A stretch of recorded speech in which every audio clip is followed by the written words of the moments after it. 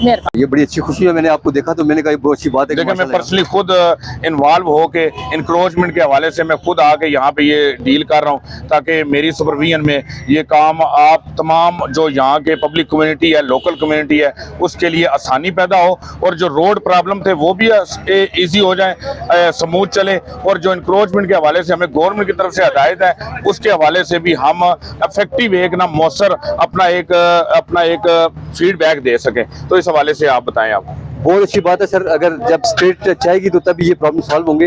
एक और बड़ा इंपॉर्टेंट प्रॉब्लम है जो हमारे इस इलाके के जिसमें मैं 10 साल से मैं इसको मॉनिटर कर रहा हूँ, वो ये है कि हमारे इस इलाके में जो ट्रैक्टर ट्रॉली वाले हैं, बहुत सारे लोग हैं सर के ये नोटिस लेने की जरूरत है सर आपको कि बहुत सारे लोग हैं, आप एक्शन ले भी रहे हैं, हमने देखा लेते भी हैं, लेकिन मोस्टली बहुत ज़्यादा लोग हैं यहाँ जो ट्रैक्टर ट्रॉली ड्राइवर्स हैं जिनके पास लाइसेंस नहीं है। आए रोज़ यहाँ पे अमवात होती हैं, एक्सीडेंट होते हैं, लोग जान से जाते हैं। तो सर इसके ऊपर मैं चाहता हूँ कि इस